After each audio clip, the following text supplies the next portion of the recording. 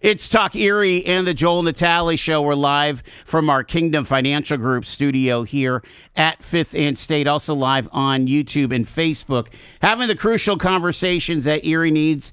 And I want to say hello to our good friend here, Steve Scully. He is the host of The Briefing on SiriusXM here in town at his hometown. Steve, good to see you, sir. Joel, good to be with you. Thanks. Love the view here. Don't you? Like yeah, they promised me they're going to wash the windows. Yeah. They've been doing construction, but yeah, we've seen this renaissance before our eyes. Kind of like Erie's version of the Today Show, Window to the world, window to downtown Erie. It's fabulous. I sure hope that Savannah and Craig don't get some of the looks that we get sometimes. I think it is very street here. Can you imagine? We'll give Savannah a call. I'm sure she'd love to talk to you about it. Oh, I like it. And we want to welcome in Dr. Brad King. He's the Vice President of Lord Cultural Resources out of the Toronto area. Brad, good to see you, sir. Great to see you, Joel. Thanks very much for inviting me. You got it here. We're a family show. We'd like to hear your origin story. Tell us how you came up and how you got involved in this museum consulting business. Right. And, our firm's been around since 1981, and it's the job of museum planning is not a job I'd heard of until about 2 weeks before I started doing the work. So it's a great job. I've been privileged to travel around the country and, in fact, the world, helping to plan museums, because it's great to have an idea for a museum, and in this case, a National War of 1812 museum is what we're talking about here in Erie, but to develop the parameters around what that institution should look like. How big should it be? What focus it should take? All sorts of other questions. That's what we do, and that's our bread and butter. So I've been with the company since 2000, so it's about 26 years now. Wow! And I'll be there until I'm retired. Talk about like your undergrad experience. Sure. How do you connect the dots, I guess? There's a bit more of a background than that. I'm actually ex-Canadian Coast Guard. Wow. Yeah, I've spent a number of years in the fleet off the East Coast. But then I decided there were better ways of spending my summers than in the Arctic on an icebreaker. And decided that, I would go back to school. And I'd always been a history enthusiast. I'd always loved museums. And so I did my undergraduate in history and my graduate degrees in history as well. The undergrad was at a small university in Nova Scotia, where I'm from, called St. Francis Xavier. My graduate degrees are from the University of Toronto, which is how I ended up in Toronto. And so when I finished that degree, I knew I wanted to get involved with museums in some way. Jobs in that field were few and far between, but I did discover the consulting sector around them, the support sector. And I approached the company I thought was best. Yeah. And they somehow hired me, and been with them ever since. I'm starting to see connections, and you're a comm person, Steve. Some of the folks that I talk to that are in this space, there's a lot of connections from the theater and set design and museums. Have you seen that absolutely. Too? Yeah.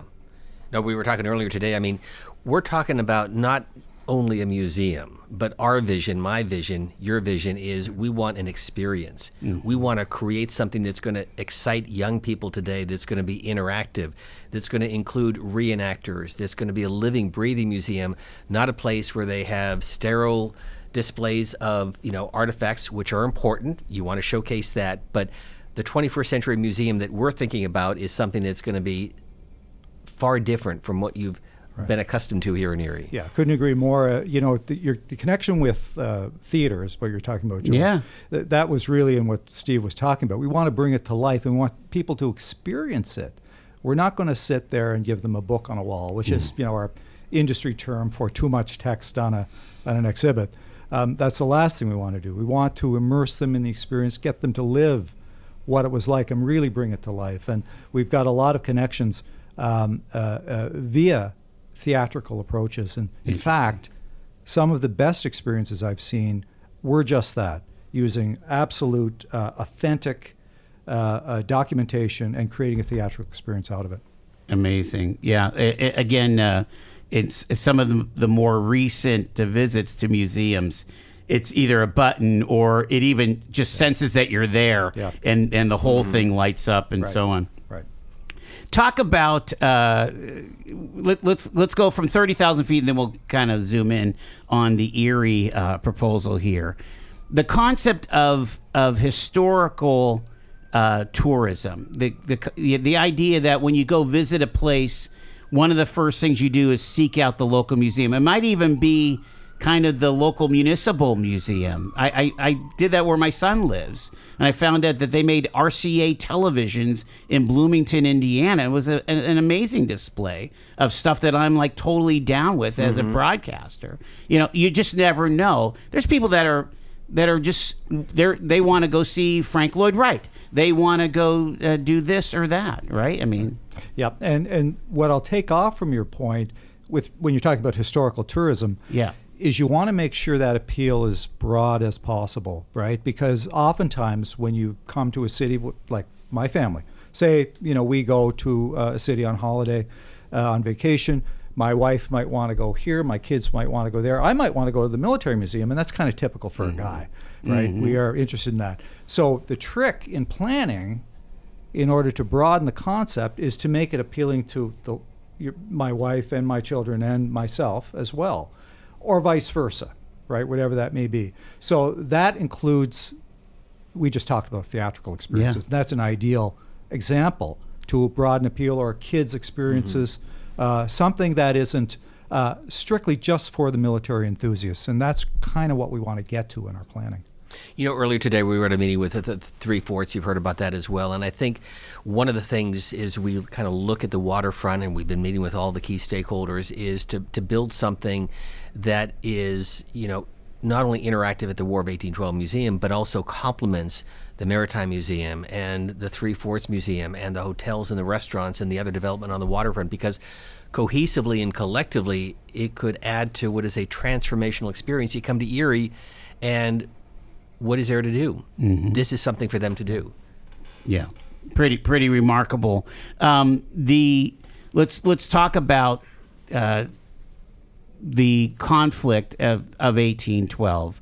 Right now, is it that it goes by battle where there might be a display or an exhibit? Obviously, we have our Maritime Museum. You get a real sense of what it's like for a cannonball to blow through the hull of a ship, kind of thing. Right. But has anyone done a comprehensive 1812 type of look? That's the opportunity here. There is no National War of 1812 Museum in the United States. The story is told in bits and pieces. Yeah. So, you know, in Baltimore we have Fort McHenry. Right. Right? The big story is Francis Scott Key, the Star-Spangled Banner. In Louisiana, at the Louisiana State Museum, Cabildo, they call it, in New Orleans, they talk about the Battle of New Orleans. But this is a much bigger story than that. It's not only a continental story. We're actually talking about the Napoleonic Wars here, where we're talking about the War of 1812. It's a big story. And that's where the opportunity lies for Erie. No place in the United States, or anywhere, not in Canada either, talks about the War of 1812 as a big story. And you here, because of the story here in Erie with Oliver Hazard Perry, the birth of the U.S. Navy, and all the kinds of things we've learned about since we've been here, have as much as or greater claim to that, to be the epicenter of that story as anywhere else. It doesn't even feel like, again, you live in D.C., Steve. Is there even proper mention of the fall of the White House? And not at all. I mean, you know, it's interesting. King Charles was at the White House a few weeks ago, and he apologized for the British trying to renovate the White House, as he said. And Tony Blair, when he gave a speech before Congress, said, in reference to the burning of the Capitol, he says, probably a little too late, but we're sorry.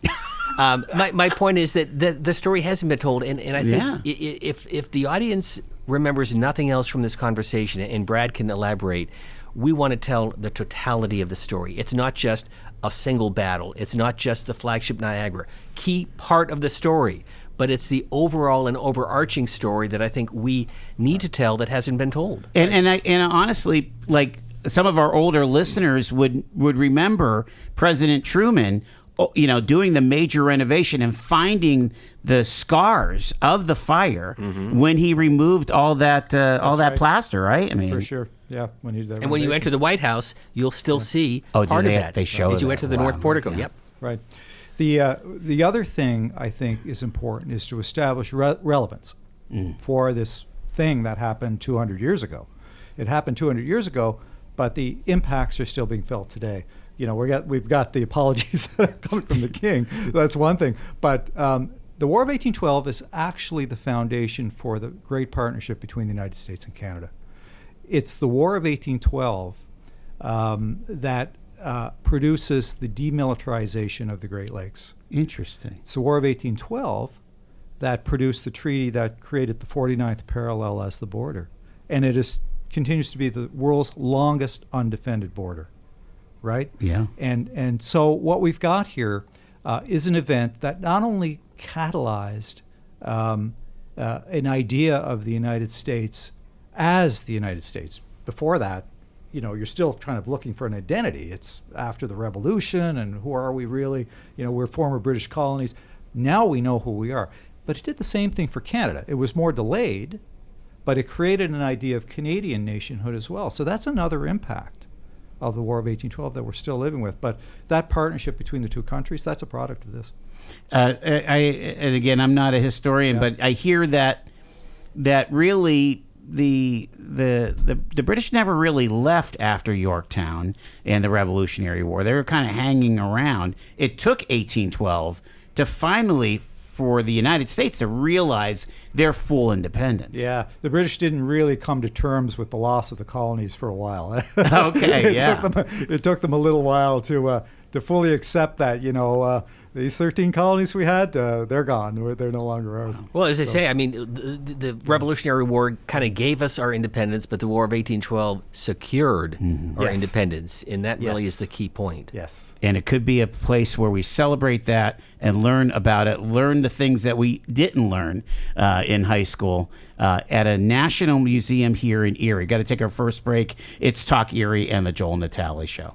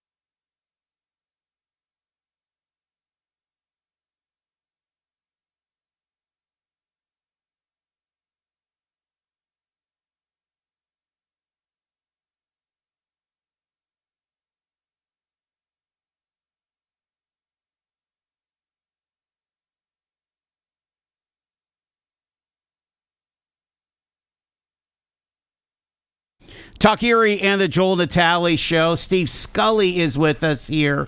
How's that briefing going? I mean, It's fabulous. Monday through Friday, channel 124, anytime on the SiriusXM app, on YouTube, and wherever you get your podcasts. I just bought a new car. It's live, and I'm hitting You're locked in. POTUS. Scully, noon to 2. Yes, I'm on it. Thank on you. it. We've got Steve Scully, Brad King with us here. We're talking off air about the idea of a national War of 1812. So many unknown stories, Brad, about this particular war. I mean, I feel like this is one of those ones that when you're teaching American history in 10th grade, you jump right over it. Yeah. History is contested, right, normally. There are different ways of seeing any one event. That is especially true in this case. We have, of course, the American perspective. We have the indigenous perspective. Mm-hmm. We have the British perspective, and we have the Canadian perspective. Every one of those is different, but that's what helps make it interesting. It's not that any one of those is wrong. It's just a different perspective of the same story, right?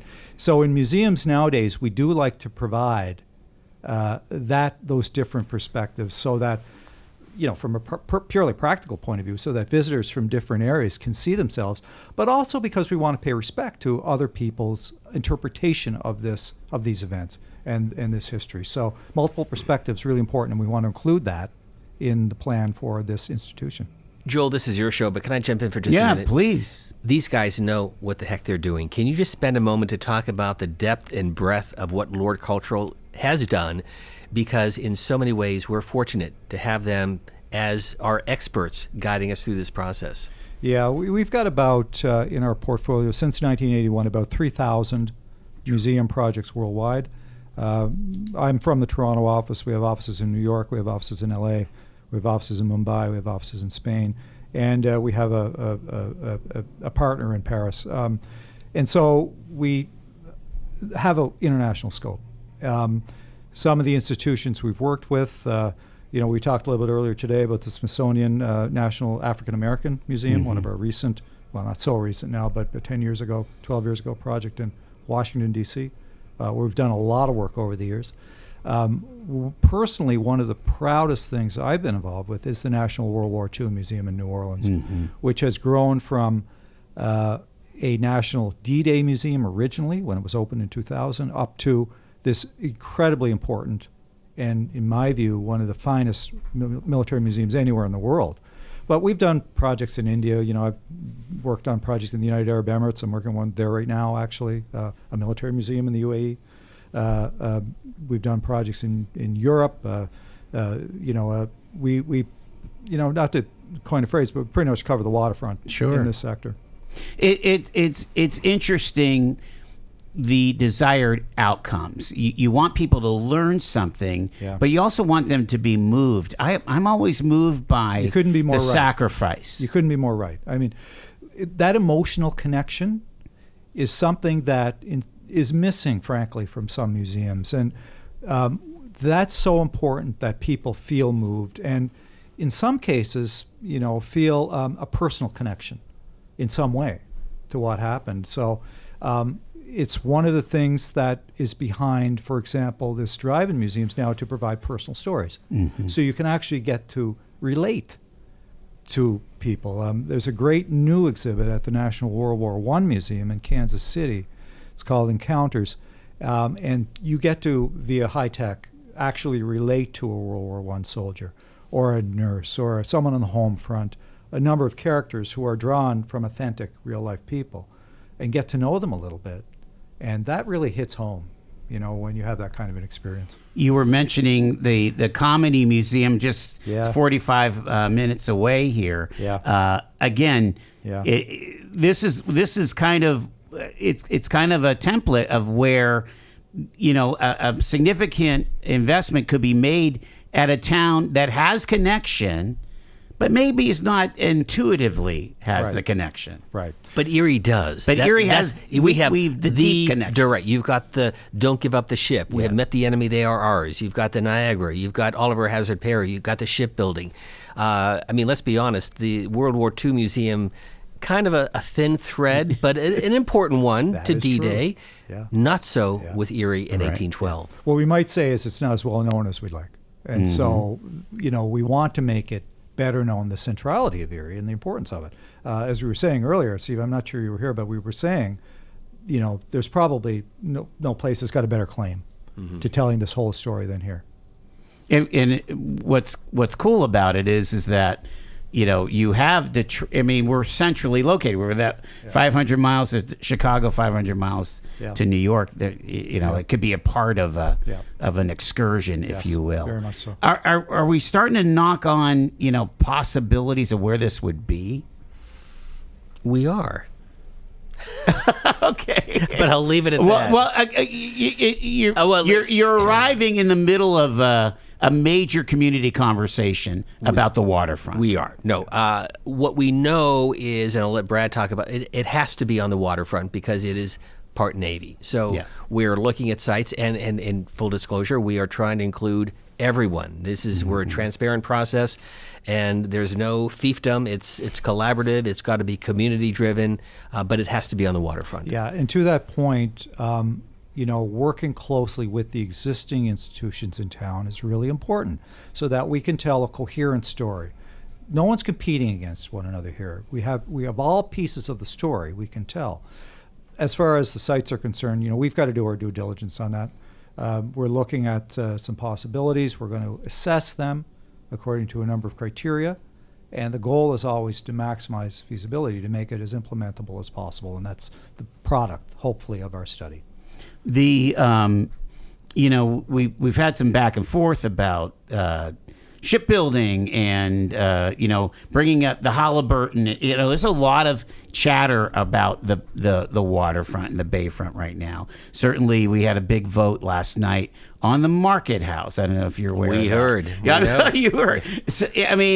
So, but the mayor seems to be committed to having a hugely transparent conversation of best use and having a world-class waterfront.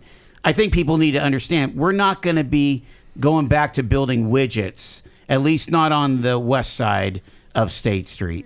I mean, this is a tourist cluster. As it should be. Yes, it should be. But I'll add to that a little bit that it's also important that this be a place for people, and by people I mean also Erie people. We want this institution, and we want, and I guess this goes for the entire waterfront, to be accessible to people from Erie. It's their waterfront. It's your waterfront, Yes. right? And you need to be able to use that. So, we wanted to draw as many tourists as we possibly can, but we want people to feel that this is theirs too. 100%. A National War of 1812 museum. It is actively being looked at and developed, and I've been hearing rumblings. Now it's out in the open. We're going to talk more about it when we go to the after the news at the bottom of the hour. It's remarkable that we, just 30 years, like when you were on Channel 35, Steve. Yeah. That was a pretty funky part of town down along GAF the water. plan and smokestacks and pollution and hammermill down the street. But those are good times for Erie as well. It's changed. The industry has changed, and so Erie's got to adapt to make it a tourist mecca. We support what the mayor is trying to do, make it inclusive, make it sure that the community has access to the waterfront. So all of that will come together. We'll be back after the news. It's Talk Erie.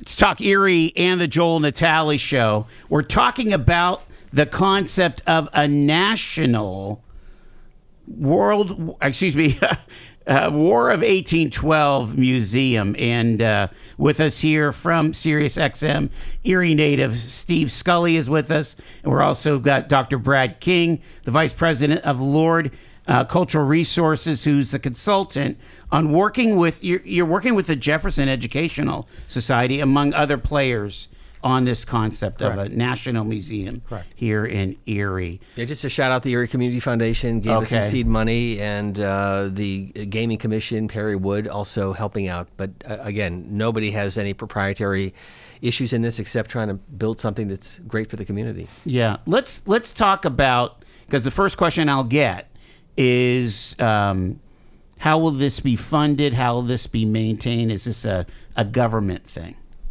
Do you want to make a $10 million contribution? Build it and they will come. But you can talk about that. Yeah, we first have to have something to show. Yeah. But the key that this is a national museum, that we're going to tap into Navy veterans. We have Doug Brinkley, who's been involved in this in the past, who's going to open up doors for us as well. And yes, we'll have to raise money. Right. So there's capital in this operating. And, the first step is to develop the capital, right? Do you have a target of what this might cost? Not this time. Okay. It's part of the product of the study to determine what that will be. So we'll have that number, but we don't have it yet because it depends on so many variables which we haven't developed yet. And where do we go? Where's the land? Right. Right. How tall will it be? Right. There's a lot of conversations about building height on the bay. Right. So a number of things need to be worked out. And really, I don't know if there's a secret sauce in developing funding or getting money, but if you've got that powerful idea at the core, you've got a community that's aligned behind it, you've got people like Douglas Brinkley, and for those who may not know, he's one of the most prominent historians in the United States. Yes. A very important guy, and he just has a brilliant idea for this institution. He's writing a book right now on He's working on a book. He's going to be here August 13th. He's going to unveil the new Perry display at the Hagen History Center. And just very quickly, he's been here on a couple of occasions. He's from Perrysburg, Ohio, and he's been the one that's been pushing me, which is why I've been pushing the community to do this. But he has been really the vision behind all of this, and we're now at the granular level trying to make it happen. Right. And so, we look at the example of, say, the National World War II Museum, right? And the National World War II Museum has that powerful idea at the core, which is, look what we can do when we come together. Yeah. Look what we did after 1941, after the Japanese attacked Pearl Harbor, came together and basically powered victory in World War II, which would not have happened the way it did without American participation. And without that, I won't say miracle, but just incredible accomplishment. And they celebrate that. And that strong idea at the core was what they started with and which produced a lot of interest. It's also national in scope. So, we would hope in this case to tap into national sources of funding. Not only government, of course, but also private. And that's one of the other keys. Do you think that you'll have almost natural connections with maybe historians in Baltimore? And I'm trying to. This is how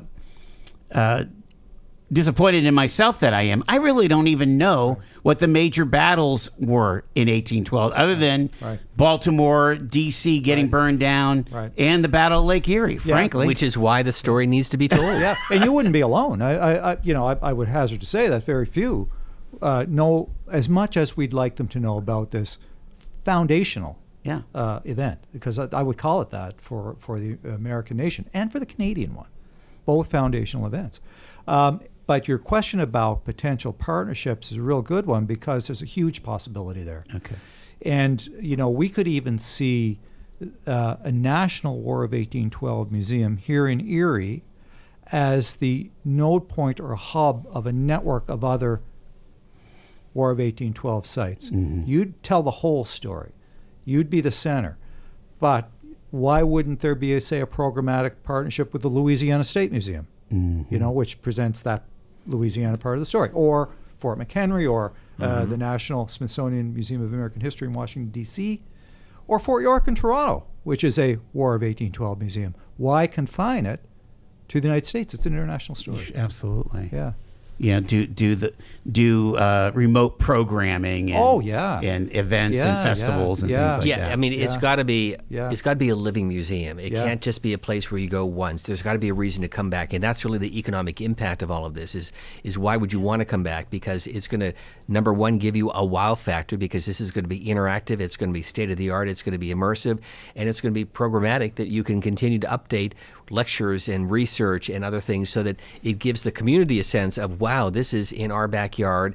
We want to come back. And if you're traveling through Erie and spending the night, it's a destination. Mm-hmm. It's interesting. We had some folks from the Hagen here just a couple weeks ago, and we were talking about, how important having an inclusive place, because, for example, on the Niagara were several African American, I think they were freemen. Yeah. They were crew for Perry. And shout out to the Erie Maritime Museum for telling a great story there. They do tell that story, and they do, by the way, and I want to give them kudos for this as well, tell the multiple perspective story there. Now, they're focused on Pennsylvania and Erie. Sure. And so we would want to be coherent in working with them as to, what part of the story they would tell, the bigger story we would tell. But you're pointing to some really important aspects of the visitor experience, which we have to honor. I mean, our time frame is 1780s to 1813, so it's the wide swath of that history that we want to tell the story, not just a couple of battles. Sure. Well, you're including the Constitution there, so we might as well get Alexander Hamilton. There you go. There's your musical. It writes itself. Sure. And the whole concept of Who Madison. knew? I didn't know you could sing, Joel. Oh my gosh. Playhouse, dude, you got to come back. This is truly exciting, and we have to. Right now, we're in this community conversation, I should say, about what kind of community we want to be in the next 50 years. Of having lots of different opportunities, and I see this as being a strong asset to have for us to remember our past and be a generator of economic development and so on. But to that point, too, I mean, so the way I've envisioned this is that this tells the story of our past, and let's have shipbuilding in Erie. Let's build on the future. And so collectively, I think it's part of the synergy that I think we really want to create in the community, because it's not just about a relic of the past. It is an economic driver, but let's use this as one part of a broader strategy along the waterfront. Brad, I want to ask you about where some of this history is now, because I have these conversations with historians about, I never learned that. Yeah. And it's like, why aren't our kids learning that? Right. Some of this stuff. Right. I mean, how does a Canadian kid grow up? I mean, are you? The emphasis in our school systems, I would say continent-wide, Canada and the United States, has been, I think, more on skills development, and insofar as particular subject matters are concerned, on STEM learning. And STEM is science, technology, engineering, and math, right? And so we've seen a lot of emphasis on those subject matters in the last little while. As a historian, that, it hurts me a little bit to see that. We don't have as much emphasis on history. That's an opportunity for museums to help fill the gap. Sure. And teachers often look for, in their museums, when they're looking for experiences for the kids, they're looking for those kinds of things they can't do or offer in the classroom. And like I say, we're able to fill a gap in some respects, as long as we fit the curriculum. Mm-hmm. And that's one of the reasons why we spend a lot of time in our planning processes talking to local school districts. And we will be doing that in this case as well, to understand what it is teachers need, how we can serve them. And that's a key point too. Teachers are busy people. Sure. And they've got a lot of pressure on them. being a teacher isn't what it was 20 or 30 or 40 years ago. It's a different situation. So we want to help serve them, make their lives easier, and fill that gap as best we can, because it's really important that people understand where they come from and what the points of relevance are. That's what turned me on, was in the 11th grade. I remember I had this history teacher. It was European history, and we were studying at the time the Troubles in Northern Ireland. And for the first time, I realized that this didn't come out of nowhere. Mm-hmm. This had a background, and it came out of some history that went centuries back. Right. Sectarian history, in fact, sure. Catholics versus Protestants, that kind of thing. Yeah. And then a light bulb went off, and I say, I understand that now. Yeah. And that's the kind of thing we want to get to, I think, in our history education. And understand the world as it is now. I think what we forget is that generally during military conflict, your technology explodes. It's like the space age. Oh yeah. You know, we got more than Tang out of the Apollo. Right. You know,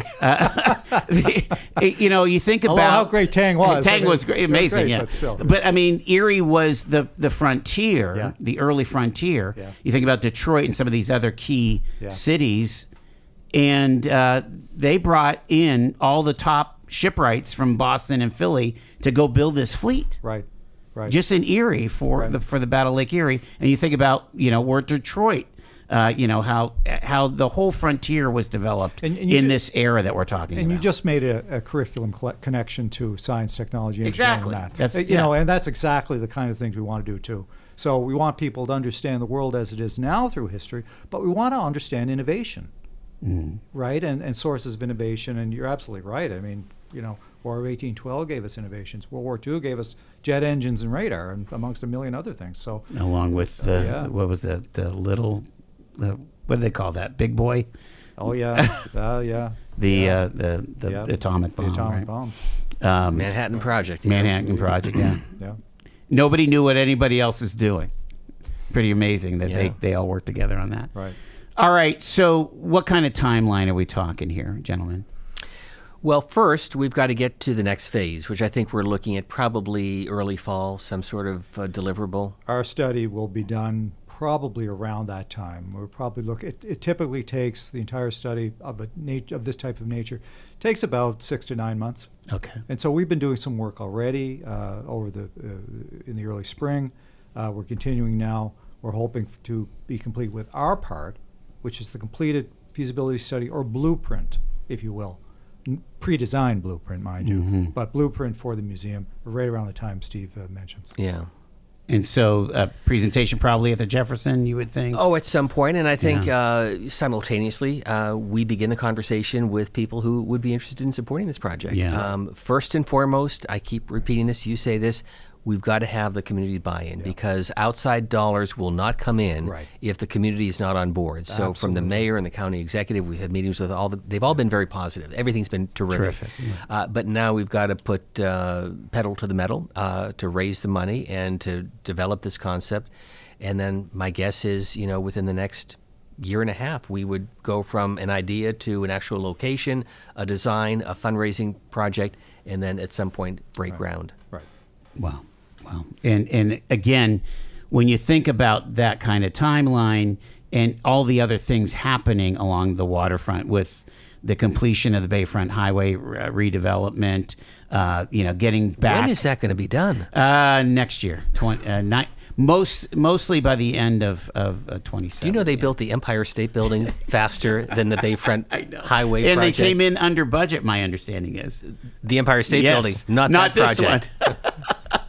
Well, and I remember going to feasibility studies in 2015, so it has been a long time coming. I'm very, very excited, and I think it's going to be key, and I think you're doing it right.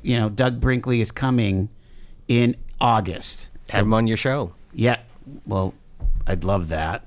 I'll call him after the show. Okay. He'll be here. But I mean, if we could just keep it in front of folks, so that everybody can have some buy-in. And understanding that those means are going to have to be the major supporters. You know, Joel, I said this at the meeting, and I can say this as an Erie resident, because often the biggest critics of Erie are Erie residents. Yes. The naysayers can't do this, won't happen, can't support it. And I just try to turn that on the dime and say, it can happen, it will happen, we're going to make it happen, and it's going to be a benefit to the community, to research, to tourism dollars. I mean, it is a win-win for everyone, and we hope that the community really buys in on this, because we need to do this, and we will. Not to be political, Steve, but honestly, when people poo-poo jobs in hospitality and tourism, they do that at their peril. There's a lot of really great jobs that come in this space. And you think about it, you know, even to the point of construction jobs in the unions, and who's docents, they have to have some smarts to them to work at a museum.